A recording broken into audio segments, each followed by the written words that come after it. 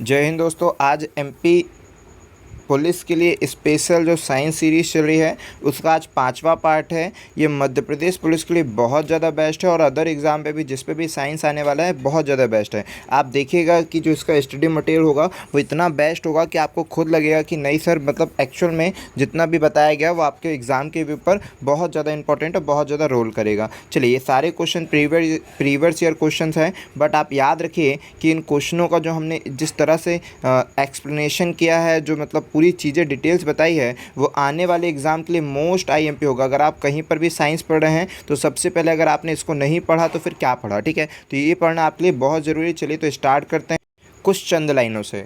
ना पूछो कि मेरी मंजिल कहाँ है, अभी तो सफ़र का इरादा किया है।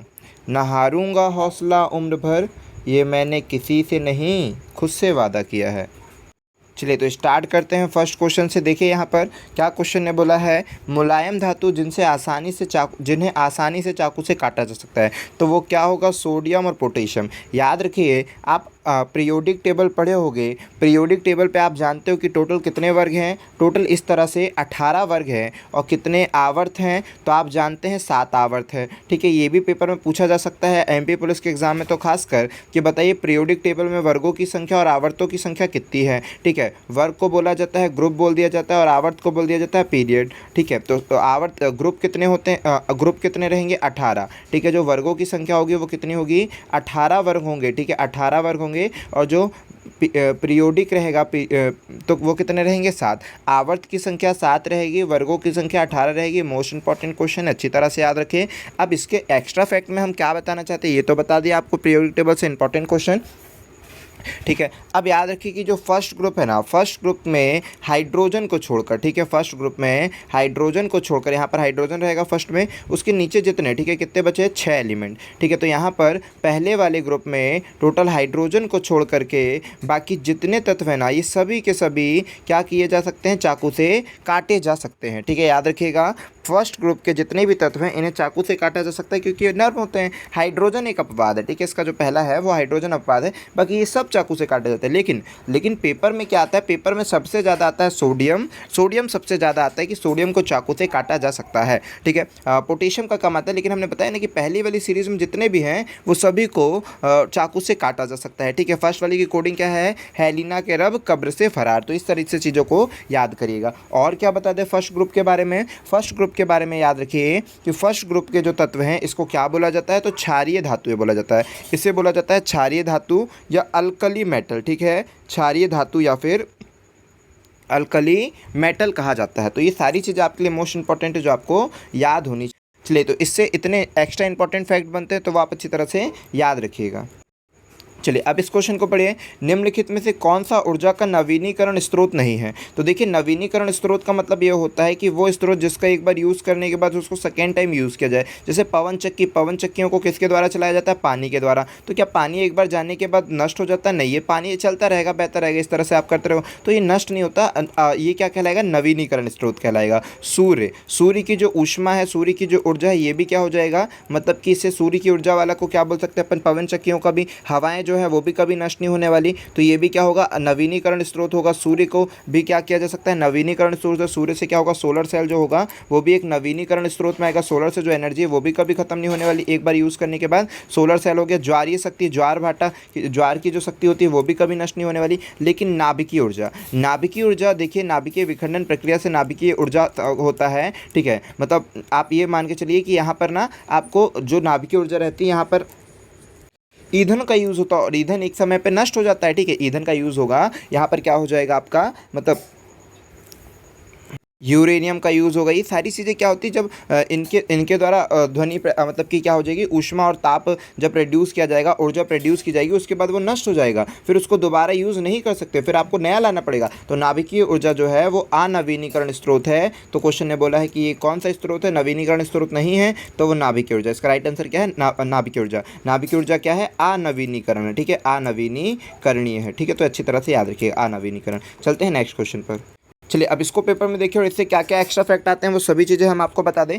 एक तत्व जो पानी में समाहित होता है क्या कहलाता है? तो देखिए 2 क्वेश्चन बहुत फेवरेट होते हैं एमपी पुलिस में, 2 क्वेश्चन बहुत ज़्यादा आ सकते हैं और अदर एग्जाम में भी, ठीक है। तो हमने बताया ना कि ये सबके लिए टारगेट है, लेकिन अभी टारगेट हमने एमपी पुलिस वालों के लिए ज़्यादा बनाया है। लेकिन आप याद रखिए कि ये सभी के लिए इंपॉर्टेंट, आप देखेंगे तो आपको खुद लगेगा कि हाँ ये क्वालिटी कंटेंट, आप कोई सा भी पेपर उठाइए अगर इससे रिलेवेंट चीज़ें आई है तो वो हम आपको इसमें जरूर बता देंगे एक्स्ट्रा फैक्ट में, ठीक है। तो देखिए एक तत्व जो पानी में समाहित होता है वो क्या है? फास्फोरस। फास्फोरस का बहुत क्वेश्चन आता है पेपर में कि फास्फोरस को किस में रखा जाता है? तो फास्फोरस को रखा जाता है पानी में, ठीक है। याद रखिएगा फास्फोरस को किसका रखा जाता है? पानी में। जबकि सोडियम को किस में रखा जाता है? तो मिट्टी के तेल में। 2 क्वेश्चन बहुत आते हैं कि पानी में किसे रखा जाता है? तो पानी में किसको रखेंगे? फास्फोरस को पानी में रखा जाता है, जबकि किसको? सोडियम को मिट्टी के तेल में रखा जाता है। क्यों सर? तो फास्फोरस किससे क्रिया कर लेता है? फास्फोरस ऑक्सीजन से क्रिया कर कर, ठीक है। फास्फोरस किससे क्रिया कर लेता है? ऑक्सीजन से क्रिया कर कर, ठीक है, अग्नि पैदा कर देगा, इसलिए इसे पानी में रखते हैं। तो फिर सोडियम को ही पानी क्यों नहीं रखते?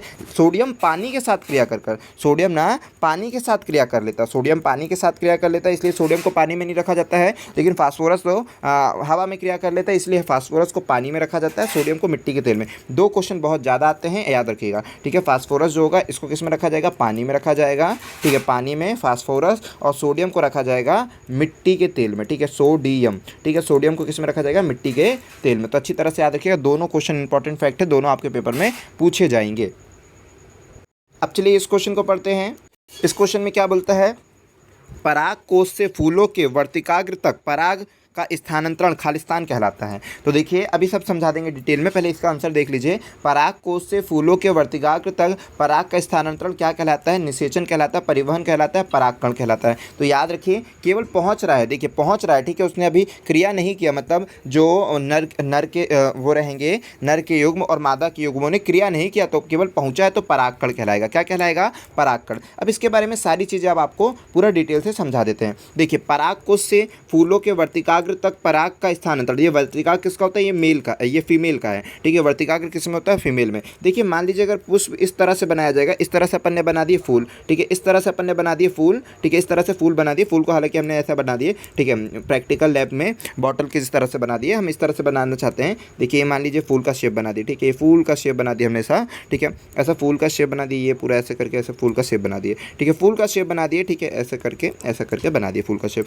फूल का शेप बनाने के बाद ये जो है ना, ये क्या होता है? फूल में ही क्या होता है? फूल में ही नर अंग भी होता है और मादा अंग भी होता है। फूल के अंदर ही नर भी होते हैं और मादा अंग, दोनों अंग होते हैं। तो देखिए तो इस तरह से जो आपने देखा होगा पंखुड़ी टाइप की जो बाहर फूल निकला होगा, जिसपे छोटे छोटे बीज लगे होंगे, इसको आप बोलते हैं नरकंग। क्या बोलते हो? नरंग। हम बार बार रिमूव करते जाएंगे, ठीक है, बता के नरंग बोलेंगे इसको। ये पूरा का पूरा क्या स्ट्रक्चर है? ये पूरा का पूरा स्ट्रक्चर जो ये पहले बना दिए थे, ये मादा का है, ये पूरा का पूरा मादा है, ठीक है, पूरा मादा है, ये पूरा नर है। अच्छी तरह से थोड़ा सा बड़ा बनाइएगा डायग्राम को और थोड़ा दूर दूर दिखे ताकि समझा पाए, लेकिन अभी यहाँ स्क्रीन छोटी तो इतना समझा रहे हैं, ठीक है। इसको हम रिमूव करते जाएंगे। ये पूरा कौन सा? ये पूरा मादांग है जो पहले बनाए थे। फिर उसके बाद ये जो वाली बनाए हैं, ये वाला, ठीक है, यहाँ पर दूसरे मार्कर का यूज़ कर दे रहे हैं आपके लिए, ठीक है। ये वाला जो है ना, ये वाला नरंग है, ठीक है, ये कौन सा है? नरंग है। इससे क्या हो जाएगा? नरंग को हम ब्लू बताते जा रहे हैं, ठीक है। नरंग में यहाँ क्या हो जाएगा? इसको बोलते हैं पराग कोश। यहाँ से क्या निकलेगा? पराग कोश है ये, ठीक है। तो पराग कोश से क्या निकलेगा? पराग कोश। अरे ये तो शायद ना दिख रहा हो आपको, कम दिख रहा हो, दूसरा मार्कर यूज़ करते हैं। कौन सा यूज़ करते हैं? ब्लू यूज़ करते हैं, ठीक है, ब्लू आपको दिखेगा, पराग कोश, ठीक है। तो पुरुष का हो जाएगा पराग कोश हो जाएगा पुरुष में। पुरुष के पराग कोश से क्या निकलेगा? परागकण। परागकण निकल के कहाँ चला जाएगा? मादा के इसमें, ठीक है। इससे क्या कहा जाएगा? मादा के अंग को क्या कहा जाएगा वो बता देते हैं। तो मादा के अंग को कहा जाएगा, ठीक है, मादा के अंग को कहा जाएगा वर्तिकाग्र, ठीक है। अब इस सबको रिमूव करते हैं फटाफट ताकि हम अच्छी तरह से लिख पाएँ, आप समझ पाएँ थोड़ा ज़्यादा चीज़ों को, ठीक है। चलो तो इसको क्या बोलते हैं? वर्तिकाग्र बोलते हैं। इसको क्या बोलते हैं? वर्तिकाग्र बोलते हैं। अच्छी तरह से याद रखिएगा, मादा का जनन, फूलों की, पुष्प की बात हो रही है, मादा का जो जनन अंग है इसको वर्तिकाग्र बोलते हैं। इंग्लिश में इसको क्या बोलते हैं? स्टिग्मा, ठीक है। इसको इंग्लिश में क्या बोल देते हैं सर? इंग्लिश में बोल देते हैं स्टिग्मा, ठीक है। तो इंग्लिश में भी अच्छी तरह से याद रखिएगा कि इसको बोला जाता है स्टिग्मा, ठीक है। तो ये भी इंपॉर्टेंट फैक्ट है, दोनों वो अच्छी तरह से याद होना चाहिए। तो वर्तिकाग्र हिंदी में बोला जाता है वर्तिकाग्र। तो पुरुष के पराग कोश से पराग कण निकलकर वर्तिकाग्र में चला जाता है। पुरुष के पराग कोश से पराग कण निकलकर वर्तिकाग्र में चला जाता है हवा के माध्यम से। बहुत सारे माध्यम होते हैं, तो हवा के माध्यम से, भौरों के माध्यम से ठीक है, अपने आप मतलब किसी ना किसी के माध्यम से। तो यहाँ से परागकण निकल के परागकोश से परागकण निकल के मादा के वर्तिकाग्र में चला जाता है। वर्तिकाग्र में जाने के बाद ये मादा का एक प्रकार से क्या हो जाता है, अंडाणु। ठीक है, या इसको बोलते हैं ना अंडाशय। तो इसको क्या बोल सकते हो आप, मादा का अंडाशय होता है। ये अंडाशय होता है, यहीं पर होगा निषेचन, इसी के अंदर होगा निषेचन। बहुत मोस्ट इंपॉर्टेंट बात बता रहे हैं जो आपके पास। पहले तो हम ये भी बता दें कि जो वो होता है ना, किस किस माध्यम से आपका वो हो सकता है, निषेचन हो सकता है, मतलब कि जो परागकण है वो किस किस माध्यम से जाएगा। कीट सबसे ज़्यादा ना भौरों के द्वारा बहुत जाता है। भौरों के द्वारा फूलों में निषेचन बहुत ज़्यादा होता है। परागकोश जो होते हैं वो जल्दी यहाँ से वहाँ लेके जाते हैं। निषेचन कीटों के द्वारा होता है, हवा के द्वारा होता है। ठीक है, उसके बाद किसके द्वारा होता है, जल के द्वारा हो जाता है कई बार। ठीक है, पक्षियों के द्वारा भी आपने देखा होगा। और उसके बाद क्या हो जाएगा, बड़े जीव, इस प्रकार से ना बड़े जीव जो होते हैं वो भी उसके द्वारा भी हो जाता है। कई बार बड़े जीव होते हैं उसके द्वारा, बड़े जीव जो होते हैं, बड़े जीव मीन्स क्या हो जाएगा, हाथी का मोस्ट इंपॉर्टेंट क्वेश्चन है। ये सारी चीज़ें बाद में बताएंगे। अभी हाथी सबसे बड़ा फूल कौन सा होता है, कौन सा होता है, रिफ्लेशिया। ठीक है, रिफ्लेशिया के फूल को सबसे बड़ा फूल माना जाता है। रिफ्लेशिया फूल सबसे बड़ा फूल है। करीबन ये 10 से 12 किलो के आसपास का फूल है। ठीक है, ये 10 से 12 किलो के आसपास का फूल है रिफ्लेशिया। तो रिफ्लेशिया का जो फूल है ना, रिफ्लेशिया के फूल कितना रहेगा, रिफ्लेशिया का फूल इतना बड़ा है, उसका निषेचन क्या होगा, हवा के द्वारा। क्या उसके परागकोश या फिर भौरे उस पर से बैठ के जाएगा, नहीं, उस पर क्या होता है, हाथी जो होता है ना, कहा जाता है, मतलब हाथी जो होता है उस रिफ्लेशिया के फूल के रस को चूसता है या फिर उसमें सूंघता है वो पूरी। हालांकि उसमें से इतनी अच्छी खुशबू नहीं आती है। ठीक है, वो स्मेल ही आती है। ठीक है, क्यों आती है स्मेल, क्योंकि इसके अंदर फिर वो स्मेल से ना क्या करती है, मक्खियों को, इन सबको अट्रैक्ट करता है ये फूल, और अपने अंदर उसको फिर रस लिक्विड के कारण उसको वहीं पर मार लेता है और उसी का अपना भोजन कर लेता है। ठीक है, तो यहाँ से मान लीजिए अगर हाथी ने यहाँ पर कुछ सूढ़ वूढ़ लगा दिया, फिर इसको लगाने के बाद यहाँ पर दूसरे फूल पर लगा दिया, तो इसके परागकोश के कण इस पर आ गए, तो इस पर भी हो जाएगा निषेचन, यहाँ पर भी फूल हो जाएगा। तो इस तरह से फूलों का मतलब यहाँ पर भी माध्यम का काम बड़े जानवर भी करते हैं। हवा पानी तो ये सब तो हो ही गया, ये सब करते ही करते हैं। मेनली जो सबसे ज़्यादा फूलों में पराग होता है निषेचन, मतलब कि परागकण यहाँ से वहाँ होते हैं, जो होता हैगा परागण होता है वो किस तरह से होता है। ठीक है, तो ये सारे माध्यम इंपॉर्टेंट फैक्ट है जो आपको याद रखना है, ये सारी चीज़ें होती हैं। ठीक है, अब इसके मैक्सिमम बता रहे थे, तो मैक्सिमम होता है भौरों पर। ठीक है, भौरों पर सबसे ज़्यादा होता, भौरों के द्वारा सबसे ज़्यादा परागकण यहाँ से वहाँ जाते हैं, मतलब यही माध्यम का सोर्स ज़्यादा होता है कि यहाँ से वहाँ को फैलाने का। और फिर हवा भी होती है, बहुत सारे माध्यम होते हैं। ठीक है, अब आते हैं किसमें, और इसमें अभी तो हम जनन अंग की बात कर रहे थे, किसको क्या क्या बोलते हैं, तो ये होता है वर्तिकाग्र। ठीक है, अब तो रिमूव हो नहीं रहा, इरेजर लेना पड़ेगा, इरेजर से मिटा देते हैं इसको, ये पूरी चीज़ को हम मिटा देते हैं ताकि हम इसमें और अच्छी तरह से समझा पाएँ। ये तो हो गया ना, वर्तिकाग्र हो गया, आप समझ गए हैं। ठीक है, इसको क्या बोल दिया जाएगा, इसको बोल दिया जाएगा वर्तिकाग्र। ठीक है, वर्तिकाग्र हमने लिख दिया था। इसके बाद आ जाते हैं क्या, अब और क्या मोस्ट इंपॉर्टेंट बात बतानी है वो समझा देते हैं। देखिए, ये तो मादा जनन हमने बनाए थे, ये हमने मादा जनन अंग बनाए थे, इस तरह से कुछ चीज़ें करके ऐसे बना दिए थे कि ये मादा का जनन अंग है। पुष्पों के मादा का जनन अंग है ये पूरा। ठीक है, तो पुष्पों के मादा जनन अंग में देखिएगा कि ये तो अंडाशय बताए थे, और यहाँ पर नर का बताए थे कि नर का जो होगा परागकोश होता है वो यहाँ से परागकण निकलकर वर्तिकाग्र में जाता है, और ये मादा का अंडाण क्या रहेगा आपका, आप इसको बोल सकते हैं अंडाशय रहेगा, जिसमें क्या पाया जाएगा वो समझिए। मादा के जनन अंग में जो अंडाशय में क्या होते हैं, देखिए मादा के अंडाशय में तीन युग्म होते हैं। ठीक है, याद रखिएगा कि मादा के अंडाशय मतलब कि जो पुष्प के मादा अंडाशय में कितने युग्म होते हैं, 3 युग्म होते हैं। जो परागकोश आते हैं केवल 2 ही युग्म आ सकते हैं। परागकोश इसके अंदर कितने आ सकते हैं, केवल 2 ही परागकोश आ सकते हैं। याद रखिएगा, केवल जो परागकण के जो परागकोश है वो पुष्पों में केवल 2 ही कण जा पाते हैं, जिनमें से एक पुरुष का परागकण और मादा का अंडाणु, मादा के अंडाशय का अंडाणु और पुरुष के परागकण मिलकर क्या बनाते हैं, भ्रूण बनाते हैं, मतलब कि फूल बनाते हैं। भ्रूण बनाते हैं मतलब कि फूल बनाते हैं। और इस फूल को भोजन कौन देता है, तो ये भोजन, ये देखिएगा सभी चीज़ मोस्ट इंपॉर्टेंट क्वेश्चन बहुत आते हैं पेपर में। ठीक है, मतलब ये हम आपको एक टॉप लेवल की चीज़ें बता रहे हैं। ठीक है, तो यहाँ पर क्या हो जाएगा 3, तो 3 क्या हो जाएगा, मादा के 2 और नर का 1। ठीक है, मादा के 2 युग्म और नर का 1 युग्म मिलकर क्या बनाते थे,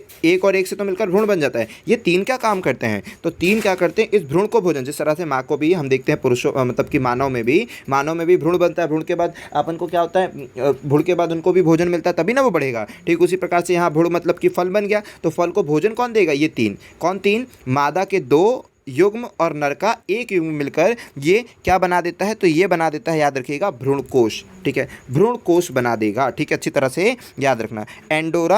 एंडोरा प्रिज्म बनाएगा। ठीक है, तो ये अच्छी तरह से याद रखना, ये भ्रूण बनाएगा। ये पेपर में क्या क्या चीज़ें जाएगी वो सीखो अब। ठीक है, पेपर में क्या क्या चीज़ें जाएगी बोलेगा कि बताइए मादा, पुष्पों में मादा जो जनन अंग होता है उसमें क्या होगा, अंडाणु में अंडाशय में कितने अंडाणु पाए जाते हैं, कितने अंडाणु निषेचन में भाग लेते हैं, तो 3। ठीक है, मादा जनन अंग में कितने अंडाणु निषेचन में भाग लेते हैं, तो 3। इसके बाद बोलेगा कि निषेचन में भाग लेने का। ठीक है, उसके बाद क्या हो जाएगा, नर का पूछेगा तो नर के कितने, 2। भ्रूण कितने कितने युग्मक से बनता है, ये तीनों युग्म है। मादा के युग्म 3 है और नर के 2 युग्म भाग लेते हैं। भ्रूण कितने से मिल जाते हैं, तो मादा का 1 और नर के 1 युग्म से भ्रूण मिल जाता है। ठीक है, उसके बाद क्या हो जाएगा, यहाँ पर मादा के 2 और नर के 1 युग्मक से क्या बनेगा, ये भोजन का काम करेगा, भ्रूण कोष बनेगा। ठीक है, ये भ्रूण का कोष बनेगा। ठीक है, ये क्या करेगा, भ्रूण कोष बनेगा, भोजन का काम करेगा। ठीक है, तो जो भी भ्रूण बना है, फूल बना है, फल बना है, उसको भोजन देने का काम ये करेगा। तो ये सारे इंपॉर्टेंट फैक्ट है जो आपको अच्छी तरह से याद रखने हैं। ठीक है, बाकी सारी चीज़ें हमने आपको बता दी, सभी चीज़ें आपको अच्छी तरह से क्लियर होनी चाहिए। चलिए यहाँ पर देखिए, वह तारामंडल निम्न है जिसका नाम हंटर है। तो देखिए हंटर तारामंडल, देखिए हमारी पृथ्वी में ना, मतलब हमारे ब्रह्मांड में बहुत सारे तारामंडल हैं जिनमें से अभी तक, ठीक है, बहुत सारे तारामंडल होंगे जिनमें से अभी तक रिसेंटली, ठीक है, कितने कुल तारामंडल भी याद रखिए कि अभी तक कितने तारामंडलों की खोज हो चुकी है, 89 तारामंडलों की खोज हो चुकी है। अच्छी तरह से याद रखिएगा। जिनमें से कुछ मुख्य के नाम हम आपको बता दें, जैसे कि आपने सुना होगा सप्तऋषि तारा, ये तो सारे बच्चों ने सुना होगा, सप्तऋषि तारा मैक्सिमम बच्चों ने सुना होगा। 89 तारामंडलों की खोज हो गई है जिनमें से सप्तऋषि सबने सुना होगा। फिर अभी जो पेपर क्वेश्चन आया वो हंटर का क्वेश्चन आया है। हंटर को ही क्या बोला जाता है, मृग बोल दिया जाता है। ठीक है, इसी को क्या बोल दिया जाता है, ओरियन बोल दिया जाता है। ओरियन की स्पेलिंग भी लिख देते हैं ताकि आपके काम आ जाए, क्योंकि यहाँ पर देखिए हंटर नाम पूछा गया। ठीक है, और हंटर भी इसी को बोला जाता है, हंटर, मृग, ओरियन। ठीक है, ORION, ओरियन। ठीक है, ORION, ओरियन हो जाएगा। ठीक है, हंटर, मृग, ओरियन, इसी को बोल देते हैं कालपुष्प, इसी को बोल दिया जाता है कालपुष्प भी बोल दिया जाता है। ठीक है, तो सारे नाम अल्टरनेट नाम है, आपको याद रखना है। हंटर, मृग, ओरियन, कालपुष्प, ये सभी तारामंडल के नाम है, अच्छी तरह से याद रखेंगे। चलिए, तो ये नाम हमने बता दिए कि सब अल्टरनेट नाम है। कल को कुछ भी आ जाए तो आपसे बनना चाहिए, चाहे हंटर बोल दे, चाहे ओरियन बोल दे, चाहे मृग बोल दे, चाहे कालपुष्प बोल दे, सभी तारामंडल। कितने तारामंडल है टोटल हमारे अभी ब्रह्मांड में चिन्हित कर दिए गए हैं, 89, जिसमें से सप्तऋषि हो गया, हंटर, मृग, ओरियन, ये सभी चीज़ एक ही है। कालापुष्प भी उसको बोला जाता है। फिर एक और होगा हाइड्रा। ठीक है, हाइड्रा तारामंडल होगा, इसमें बहुत सारे तारा मिलकर तारामंडल बनाते हैं, बहुत सारे तारे इकट्ठे हो जाते हैं, वो तारामंडल का नाम कहलाते हैं। फिर सिग्नस, ठीक है, ये भी अब तारामंडल है। उसके बाद क्या हो जाएगा, सेंटोरस, क्या हो जाएगा, सेंटरस।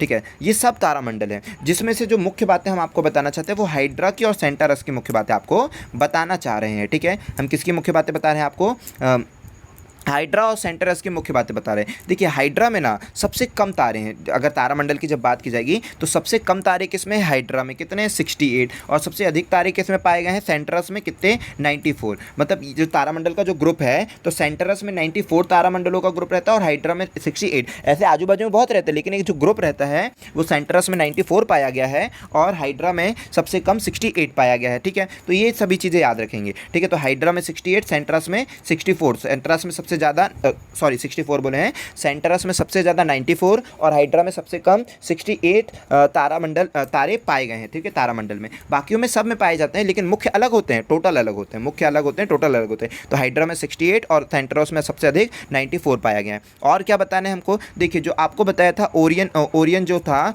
ओरियन तारामंडल था, जिसे काला पुष्प, हंटर, ये सब नाम से भी जाना जाता है। इसमें जो मुख्य तारे हैं वो 7 होते हैं। इसके जो मुख्य तारे होते हैं, इनकी जो मुख्य संरचना होती है ओरियन की, 7 होती है। कैसे पहचान की जाएगी, तो आप देखिएगा इस तरह से कुछ तारामंडल में बना रहेगा। ठीक है, इस तरह से कुछ तारामंडल में बना रहेगा, इसको कहा जाता है ओरियन तारामंडल। इस तरह से तारों का एक ग्रुप होगा, इसको ओरियन तारामंडल। इसमें मुख्य बात क्या याद रखना है, ओरियन में जो मुख्य तारे होते हैं वो 7 तारे मुख्य होते हैं, इसके 7 तारे मुख्य होते हैं। फिर अदर जो बाहरी शैल में होंगे वो अलग रहते हैं। ठीक है, 7 तारे मुख्य होते हैं। इसके बाद जो मोस्ट इंपॉर्टेंट फैक्ट है वो ये कि 3 तारे सरल रेखा में होते हैं, 3 तारे सरल रेखा में होते हैं। इस क्वेश्चन से जितने इंपॉर्टेंट फैक्ट बनते थे हमने सारे आपको प्रोवाइड कर दी कि हंटर जो होता है, हंटर, ओरियन, काला पुष्प तारों में 3 तारे सरल रेखा में होते हैं, स्ट्रेट लाइन में होते हैं, एक जैसे देखिए एकदम स्ट्रेट लाइन पर है। ठीक है, और 7 तारे इसमें मुख्य हैं। चलिए, आई होप कि आपको ये सब चीज़ें समझ में आ गई होगी।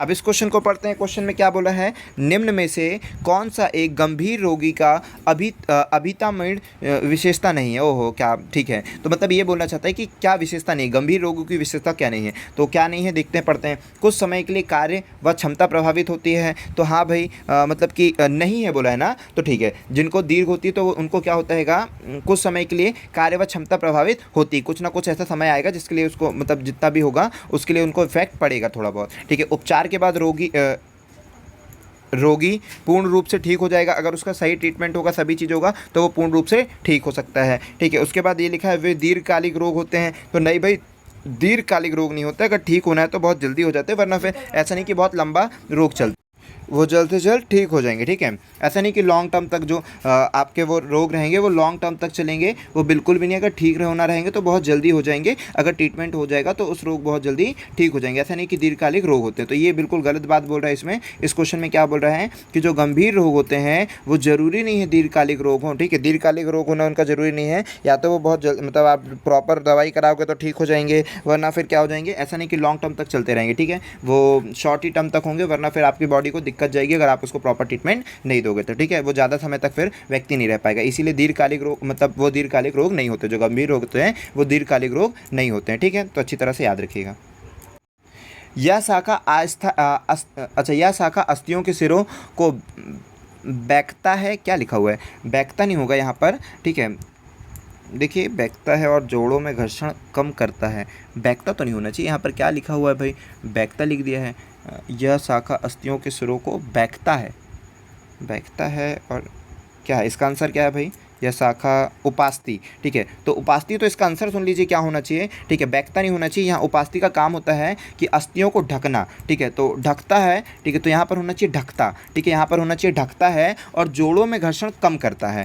तो यह किससे देखा जाता है, तो ये किस में देखा जाता है, उपास्थियों में। उपास्थियों की जो प्रॉपर्टी है वो क्या हो जाएगी, उपास्थियों की प्रॉपर्टी क्या है कि यह अस्थियों के सिरों को ढकता है और जोड़ों में घर्षण कम करता है। इंपॉर्टेंट फैक्ट है, याद रखिएगा, ठीक है। इसके बाद क्या हो जाएगा, ये कांडरा पता है ना, टेंडन, ठीक है। कांडरा ही टेंडन कहलाता है, ठीक है। टेंडन का काम क्या है ये भी आपको पता है कि आप जरूर बताइएगा, ठीक है। मतलब याद रखिएगा कि टेंडन का काम क्या है। चलिए यहाँ देखिए, गाय का बछड़ा, गाय का बछड़ा क्या कहलाता है, तो गाय का बछड़ा काफ कहलाता है। तो अच्छी तरह से याद रखिए, बहुत क्वेश्चन आता है इन सबके बछड़ों के, ठीक है। क्या क्या आवाज़ आता है, वो सब चीज़ें हम आपको बता दें क्या क्या आता है। एक तो आता है कि बच्चों के नाम बताओ, किसी जानवर के बच्चों के नाम बताओ। दूसरा आता है उनकी बोली बताओ, ठीक है। ये तो इंग्लिश, हिंदी, मतलब बहुत सारी जगह काम आता है। ये जो है ना, अगर ये आपको याद है तो बहुत सारी जगह काम आएगा कि बच्चों का नाम बताओ, उनकी बोली बताओ। यंग्स वन है ना, बच्चों का नाम मतलब youngs one of animal, language of animals. उसके बाद मास ऑफ एनिमल्स, मतलब किसके चिकन को क्या बोलते हैं, जैसे हिरन के चिकन को क्या बोलते हैं, आपको पता है ना। चिकन और मटन में अंतर होता है,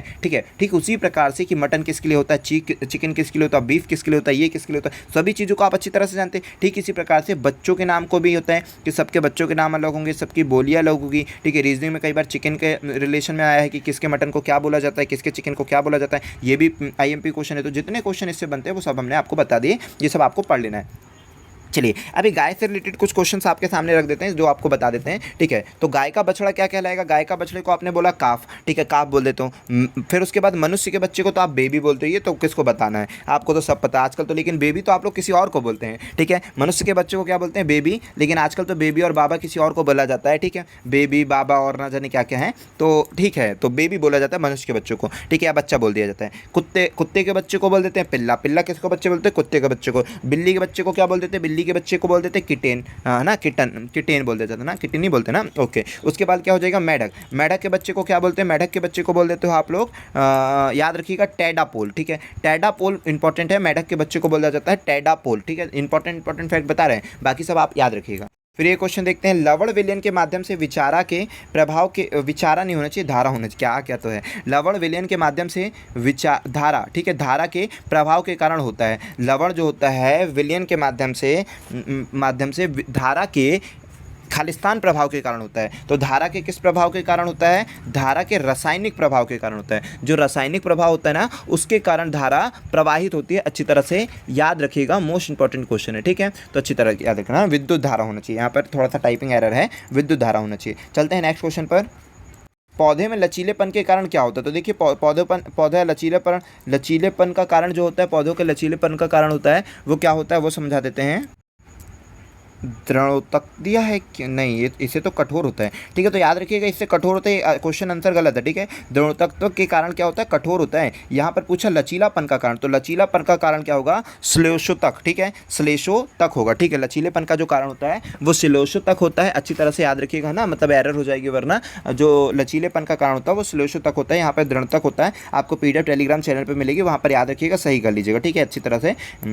तो ये थोड़ा सा याद रखिए, ठीक है, वहाँ पर आंसर आपका गलत था। फसलों की खेती के लिए वनों का सफाया किया जा रहा है, ये भी आंसर गलत लग रहा है क्या, ठीक है। मृदा प्रदूषण टिक किया है किसी ने, मतलब जिनने कोई PDF बनाने दिए थे, ठीक है। तो फसलों की खेती के लिए वनों का सफाया किया जा रहा है, इस प्रकार के अभ्यास का पर्यावरणीय प्रभाव इसका नेतृत्व करेगा। तो ये पर्यावरण प्रदूषण नहीं है भाई, ये मृदा अपरदन का कारण है। जो फसलों की खेती और वनों का सफाई किया जा रहा है, ये मेन आपका मृदा प्रदूषण नहीं करता है, ये मृदा का अपरदन करता है। मतलब क्या होता है, जो पेड़ पौधे होते हैं वो मिट्टियों को बांध कर रखते हैं, लेकिन अगर आप क्या करोगे, ठीक है, आप क्या कर रहे हो इससे, ठीक है। तो क्या करती है, जो पेड़ पौधे होते हैं, बड़े बड़े पेड़ पौधे होते हैं, वो मिट्टी को बांध करके रखते हैं, लेकिन जब पेड़ पौधे काट दिए जाएंगे तो वो मिट्टी बह जाएगी, और मिट्टी की जो ऊपर के सरफेस पर है, जो आपको क्या हो जाएगा, पोषक युक्त मृदा है, वो नहीं रह पाएगी। तो ये क्या इसका कारण है, मृदा अपरदन का कारण है। तो इसके लिए याद रखिएगा कि इसका जो मेन कारण है वो मृदा अपरदन है, ठीक है, कि पेड़ पौधों की जो कटाई होती है, वनों का सफाया जो किया जा रहा है, उससे मृदा अपरदन हो रहा है, ठीक है। तो अच्छी तरह से याद रखिएगा।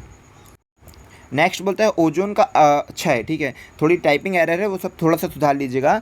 ओजोन का क्षय, ठीक है, क्या बोलता है, ओजोन का, लेकिन उपक्षय तो सही है ना, उपक्षय सही है, ठीक है। तो ओजोन का उपक्षय मुख्य रूप से इससे कारण होता है। तो मुख्य रूप से किसके कारण होता है, ये तो सब बच्चों को याद है कि ओजोन लेयर जो है, ओजोन लेयर को किसके कारण इफेक्ट पड़ता है, या फिर उसके क्या उसको ओजोन लेयर को किसके कारण लॉस हो रहा है, CFC, जिसको बोलेंगे क्लोरोफ्लोरोकार्बन। तो क्लोरोफ्लोरोकार्बन ये तो सभी को पता है, इसके बारे में कुछ मुख्य बातें आपको बता दें कि क्लोरोफ्लोरोकार्बन यौगिक के कारण ओजोन लेयर का क्षय हो रहा है। इसके नाम पर कुछ बातें आपको बता दें कि ओजोन लेयर के बारे में। और देखिए, इसे ना R12 के नाम से भी जाना जाता है। कल को अगर R12 आ जाएगा तो घबराइएगा मत, क्वेश्चन का स्टैंडर्ड जब बढ़ेगा तो घबराइएगा मत, ठीक है। इसे R12 के नाम से भी जाना जाता है, और इसे क्या बोल दिया जाता है, इसे फ्रियोन, ठीक है, फ्रियोन 12 के नाम से भी जाना जाता है, या फ्रियोन भी कहा जाएगा, फ्रियोन गैस बोल सकते हैं, या फिर फ्रियन 12 के नाम से भी इसे जाना जाएगा। R12, फ्रियोन 12, इन सब नाम से भी जाना जाएगा। इसका जो अन्य नाम है ना, और भी नाम क्या बोल देते हैं, इसको बोल देते हैं हाइड्रो, ठीक है, इसको क्या बोल देते हैं, हाइड्रोक्लोरो, ठीक है। मतलब क्या लग जाएगा, बस आगे लग जाएगा H लग जाएगा बस, जैसे CFC मतलब क्लोरोफ्लोरोकार्बन, इसी के आगे क्या लग जाएगा, H, हाइड्रोक्लोरोफ्लोरोकार्बन, ठीक है, हाइड्रोक्लोरोफ्लोरोकार्बन। तो इसको अन्य नाम है हाइड्रोक्लोरो फ्लोरो, तो सेम तो है ना, ठीक है। उसके बाद कार्बन, ठीक है, तो ये इसका मुख्य नाम हो जाएगा, H और आगे लग जाता है, ठीक है। तो और लास्ट में छोटा सा S लग जाएगा कि सा को रिप्रेजेंट करने के लिए, ठीक है। तो ये सारी चीज़ें आपको अच्छी तरह से रिमेंबर होनी चाहिए। अब देखिए श्लोषतक, यहाँ पे रेशियो वाला क्वेश्चन है ये, ठीक है, कि श्लोषतक मतलब रीजनिंग टाइप का साइंस पूछ लिया था। और फिर बोलता है तो हेमीसेल्यूलोज, तो श्लोषतक का काम क्या है, हेमीसेल्यूलोज के कारण होता है, ठीक है, कब बना रहता है, जो श्लोषतक होता है, जो पौधों को नर्म रखने का काम करता है, मुलायम रखने का काम करता है, वो हेमीसेल्यूलोज के कारण बना होता है, ठीक है। और क्या होता है, ठीक है, इसके सेल्यूलोज का श्लेषोतक का किसका बना होता है, हेमीसेल्यूलोज का बनाता है। और हमने आपको क्या बता दिया इसके बारे में मुख्य बातें, ठीक है। आपको अच्छी तरह से याद रखना कि यह जो होता है तनन का काम करता है, मतलब तानने का, थोड़े सा लचीलेपन का, तनन का, ये सब काम सेल्यूलोज कराता है। जबकि दृढ़ोतक क्या काम करता है, ठीक है, दृढ़ोतक किसका बना होता है, ये बना होता है, अभी किसका पूछा गया है आपसे, यहाँ पर भी आंसर गलत लग रहा है। अरे यार, इतने सारे कैसे आंसर गलत है, मतलब आज से तीन से चार आंसर इन्होंने PDF में गलत देखे हैं, ठीक है। 3 से 4 क्वेश्चन PDF में गलत टाइप किए गए हैं, ठीक है। तो इसको PDF में मत फोकस करिए, हम जो पढ़ता रहे हैं उसको देखिए। नेक्स्ट टाइम से हम PDF को पहले रीचेक कर लिया करें कि PDF आपके लिए सही बनाई गई कि नहीं, ठीक है, क्योंकि जो PDF से रिवीजन करते होंगे उनका फिर लॉस हो जाएगा ना। लेकिन कोशिश करिएगा, इसीलिए वीडियो देखिए, है ना, इसीलिए पूरी वीडियो देख लीजिए, ताकि कुछ भी एक आध क्वेश्चन भी गलत रहेगा तो वो आपको यहाँ पर हम क्लियर करा देते हैं, ठीक है। तो जो दृढ़ोतक होते हैं, ये इहोतक नहीं है, दृढ़ोतक, ठीक है, दाउन से बनाते हैं, दृढ़ोतक, ठीक है, दृढ़ोतक। तो जो दृढ़ोतक होते हैं वो किसके बने होते हैं, लिग्निन के कारण बने होते हैं। जो दृढ़ोतक होते हैं मतलब एकदम कठोरपन आता है, वो किसके कारण आता है, दृढ़ोतक के कारण आता है कठोरपन। और वो किसके बने होते हैं, लिग्निन के से बने होते हैं, याद रखिएगा। और इससे क्या होता है, जो बीज होते हैं ना, उसके बाहरी आवरण को क्या कर देता है, कठोर। जैसे आपने सुना होगा नारियल में क्या होता है, दृढ़ोतक होता है, जिसके कारण वो कठोर हो जाते हैं, ठीक है, एकदम। तो नारियल का हो गया। और फिर उसके बाद अखरोट, ठीक है,